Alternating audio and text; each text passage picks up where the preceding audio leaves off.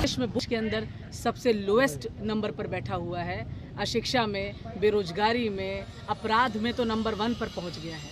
तो आज हमारा जो सबसे पहला काम है वो ये है, मैं सिर्फ अपनी बात नहीं कर रही हूँ, मैं बात करना चाहूँगी जो कोई भी जीत करके विधानसभा में पहुँच रहा है तो उसके कंधों पर 4 लाख लोगों की जिम्मेदारी है।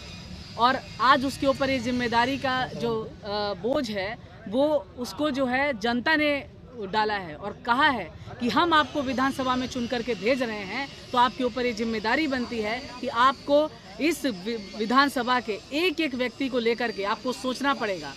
जब हम बिहार की तरफ देखते हैं तो सबसे बड़ी जो समस्या है वो है अशिक्षा की। सबसे बड़ी समस्या आज बिहार के अंदर कहीं पर भी ना उद्योग हैं ना फैक्ट्री हैं। आज पलायन की सबसे बड़ी समस्या है। आज सबसे बड़ी समस्या है बाढ़ की। बिहार का आधा भाग जो है बाढ़ से ग्रसित रहता है। बेचारे लोग जो हैं अपने परिवार को छोड़ करके, अपने बच्चे, अपनी पत्नी, अपने बूढ़े माँ बाप को छोड़ करके गुजरात, पंजाब, महाराष्ट्र ना जाने कहाँ कहाँ धक्के खा रहे हैं और वहाँ पर जा करके 5-5, 10-10 हज़ार की नौकरियाँ कर रहे हैं।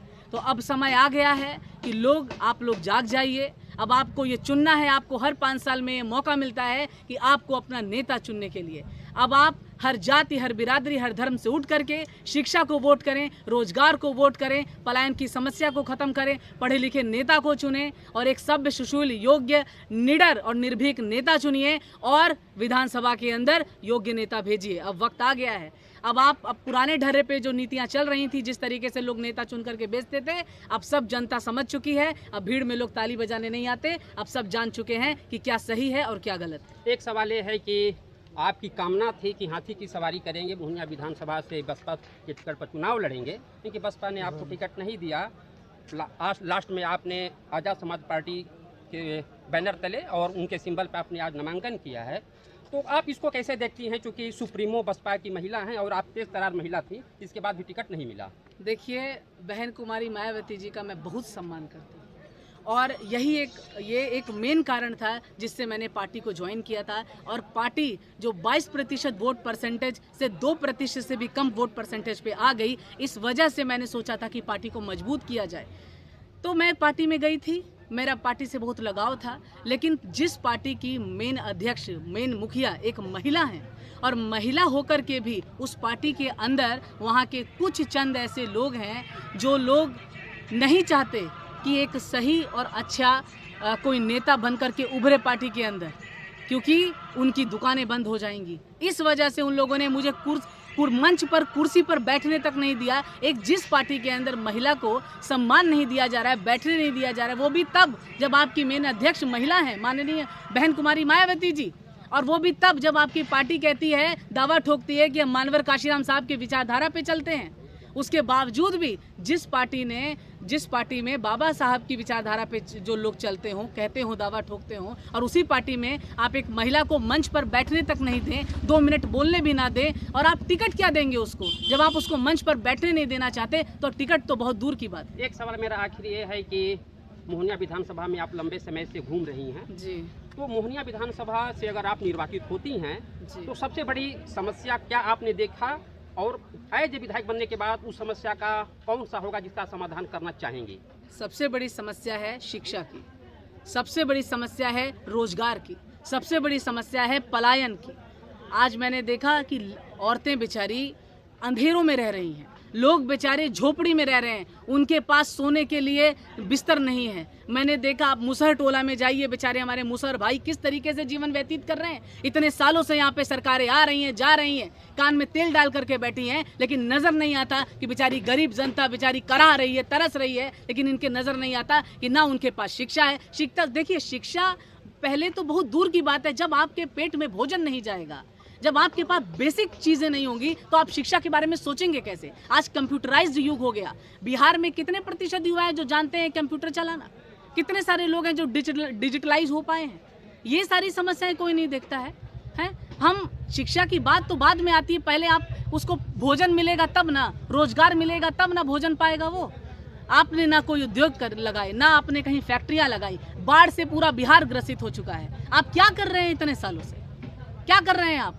खाली अपने बैंक अकाउंट भर रहे हैं आप? अब समय आ गया है, जनता अब होशियार हो चुकी है। उन्हें पता है कि कौन हमारे लिए सही काम करेगा और कौन नहीं करेगा।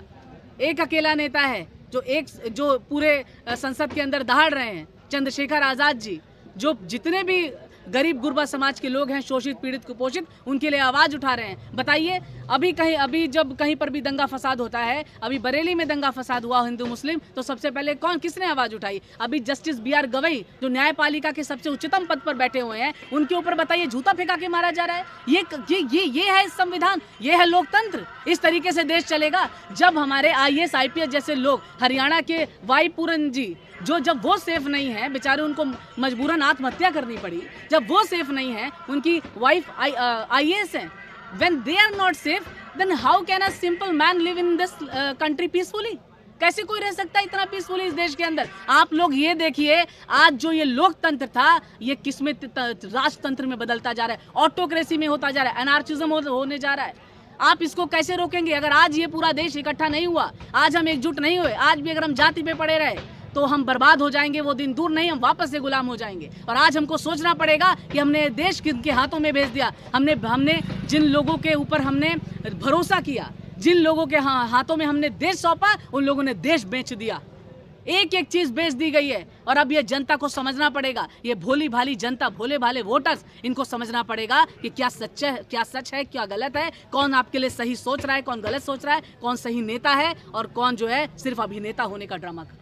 ऐसे में क्षेत्रवासियों के लिए क्या कहिएगा? क्षेत्रवासियों के लिए मैं यही कहूंगी कि अगर कामना जगन्नाथ चुन करके मोहनिया विधानसभा के अंदर आती है, तो मैं ये वादा करती हूँ, जिन जिन लोगों ने हमारी बहन बेटियों के साथ गलत किया, जिन जिन लोगों ने हमारे युवा भाइयों पर गोलियां मारी हैं, गोलियां चलाई हैं, जिन जिन लोगों ने हमारे लोगों पर गलत किया है, अत्याचार किया, अन्याय शोषण किया है, एक एक को नहीं बख्शा जाएगा। अपराध प्रदेश ये जो बनता चला जा रहा है सरकारों की वजह से, इनको नहीं बख्शा जाएगा। सबसे पहली चीज़ है कि आप अपना शासन प्रशासन सही करिए, आप कोर्ट कचहरी सही करिए, पारदर्शिता लाइए। उसमें जो है आपको जगह जगह लोगों को भेजना पड़ेगा कि किस तरीके से तंत्र प्रतंत्र आपका चल रहा है। आप जो है डेमोक्रेसी को ऑटोक्रेसी में तब्दील कर रहे हैं, इस पर ध्यान देना पड़ेगा। जनता कराह रही है, परेशान हो रही है, कहीं पर किसी के काम नहीं हो रहे हैं। कचहरी में गरीब आदमी जाता है तो उसका पूरे खेत बेच दिए जाते हैं।